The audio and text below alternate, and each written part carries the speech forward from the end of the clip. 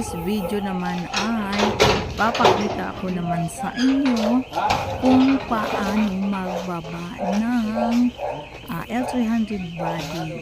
So, binili lang po siya na body lang ng L300. So, dahil wala tayong mga machine na pang hatak para ibaba siya, so ngayon gagawa sila ng paraan kung paano nila maibaba. So makikita natin may umakyat sa puno ng mangga. So ngayon hindi lang unggoy ang umaakyat ng mangga. So ngayon nakikita natin na lumalambitin na si Pudre naman. Uy kuya, lumayo ka, ba't ka umarang? Pasensyahan na natin si kuya dahil ayaw talaga niyang umalis, dahil gusto talaga niyang makita sa aking video. Gusto mo rin ba kuya maging vlogger? Talaga naman nagpagit na ako eh. Hindi, ipuhol mo lang na sabitan ng simblak. Yung sa may sanga boss, tama. So ayan, makikita po natin na may tinatali siya sa puno ng mangga. Ayan po ay tali ng kalabaw. Belt na lang ito na ano, para isang kitan lang. Ay, pasensya na guys. Yan po pala ay chimblak. So ano nga ba ang chimblak? So yan yung pang-angat, no? Kung wala tayo ng mga machine, so yan yung gagamitin na pang-angat. Tapos nilalagyan po yan siya ng makapal na lubid para ihilain dito sa gilid. Ayan, nakita yung mga lalaki, yung mga macho at mga gwapo. Yan po ang tagahila upang maiangat po ang body ng sasakyan at nang maibaba siya sa lupa. At bakit ba kailangan siyang ibaba? Abay, syempre binili lang yan. So pag aalis yung sasakyan na sinakyan ng ating katawan ng L300, abay sasama din siya. Need natin talaga siyang ibaba. At bakit nga ba binili ang body ng L300? Ito ang ating kasagutan. Dahil gagawin po namin yung bahay kubo. At dyan na kami titira at libre na ang upa. O saan ka pa? Di ang laki ng tipid.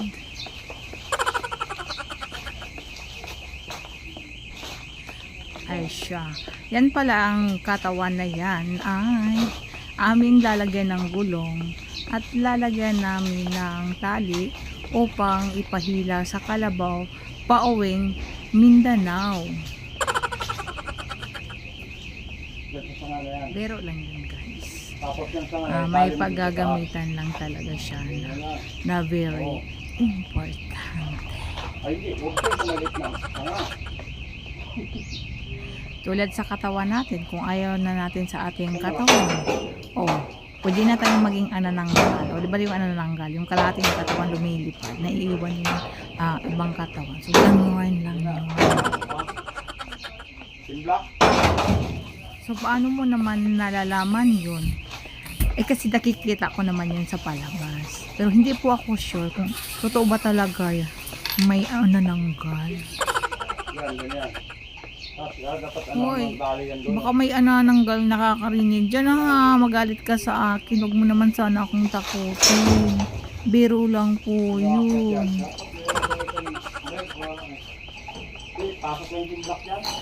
So hindi po talaga mabilis ang proseso sa pagbaba ng katawan. Ito ang katawan. So itali po talaga siya ng maigi. Yan. At kailangan mo rin din kumapit sa mga sanga, baka ikaw din ay maitali at ikaw din ay mahulog. At kailangan mo rin lumambutin ang kumayat, ang paa at ang ulo. Ay, Diyos, kasama ba yun? So yan po talaga ang sinasabi. Mahirap pag mahirap ka. Ay, shit. Tama ba yung sinabi ko? Ayan. Balik na tayo guys. Yung puno ng mangga na iyan ay, yan po ay apple mango. Ayan. So, lagi po yung may bunga. No? So, dyan po kami nangunguha. At dyan din kami nakatikim na sa puno na yan. Kaya nakain ako ng apple mango dahil ano po siya masipag mamunga. So ngayon may bunga talaga yun siya. Medyo maliliit pa. And then namumulak na. So nakasipag talaga yung puno na yan.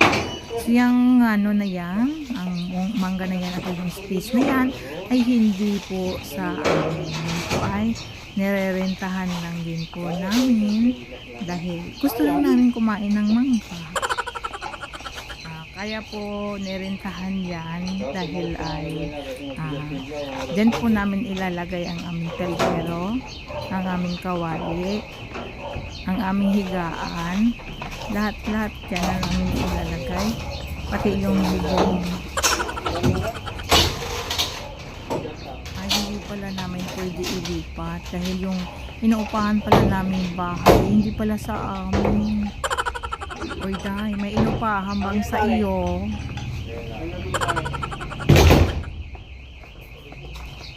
So ngayon kasagsagan ng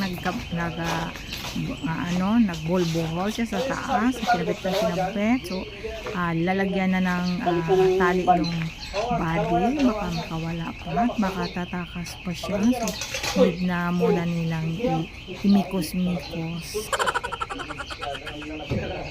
Kaya po matagal ang proseso dahil mabigat po talaga ang katawan, no?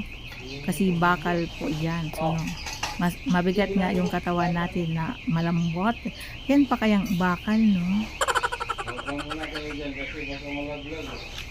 So baka magtataka kayo bakit isa lang yung yan. So, hindi naman pwede na aakyat silang lahat. Baka naman yung mabali yung sanga. So pag nasira yung mangga, palalayasin na kami dyan. Awawa naman kami. So ayan na. So tumungtong na sa sasakyan yung gustong maging vlogger. Ay yung humarang kanina sa ating camera. Dahil tinitignan na yung tali at inikos-mikos na niya pang maiangat, no? Maiangat yan. Pag angat yan, mas mataas pa siya kaysa mangga. At ayan na mga kalaagan, malapit na siyang mailapag sa lupa at malapit na rin siyang maglakad sa lupa. At bakit nga naman siya maglakad? Diba, siyempre makikita mo naman wala naman siyang paa, wala rin siyang gulong. So paano siya makalakad? Ay, ito pala ang kasagutan dyan. Gagapang siya.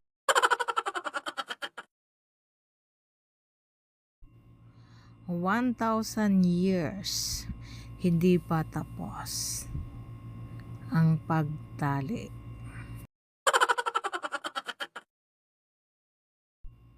Mahirap po talaga siya itali, guys, dahil hindi naman siya pantay-pantay. Ay! Biglang bumukas. May tao pala sa loob. Akala ko yun na ang anananggal. Hindi pala.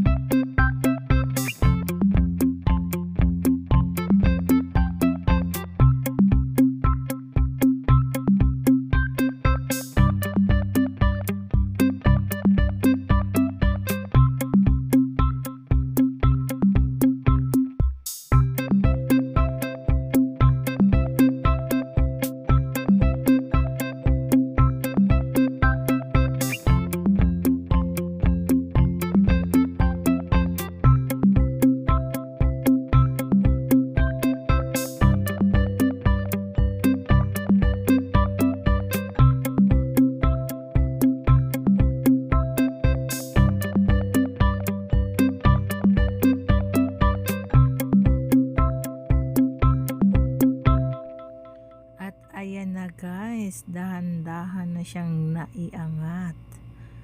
Ayan, ano na ang lahat, nagbayanihan. So yan po talaga ang mga Pinoy, may bayanihan. So ayan, konting kimbot na lang, maibaba na siya. Ayan. So makikita natin, umaalog-alog na.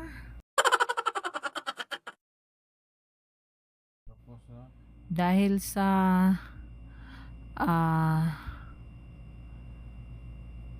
pagbayanihan yan. Ayan. So ngayon, naiangat na yung kabilang pisngi.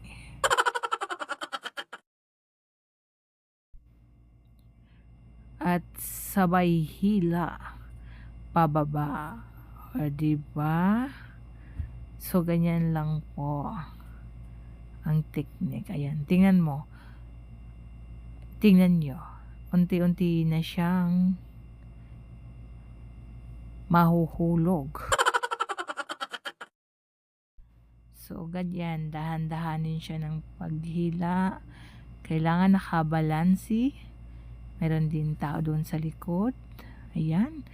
Ayan, nakabiti na siya. Na parang kinikilo. So, ayan. So, unti-unti na rin ibaba. Ayan. Ayan. Dahan-dahan. I-balance, ayan, bayanihan ulit sa pagbaba, ayan. Ang tibay din talaga ng sanga ng mangka, ayan, kayang-kaya niya buhatin ang katawan ng ating L300 FV. So ngayon, abangan na po natin ang kanyang transformation yan, no? Kasi yan po ay ikakabit po sa ibang unit. Yan. Kaya po katawan lang siya, no? Dahil may paggagamitan po talaga siya. So ayan, malaking tulong po talaga ang Chimblock. Yan. Kaya maraming salamat sa inyong walang sawang panunood. Ayan.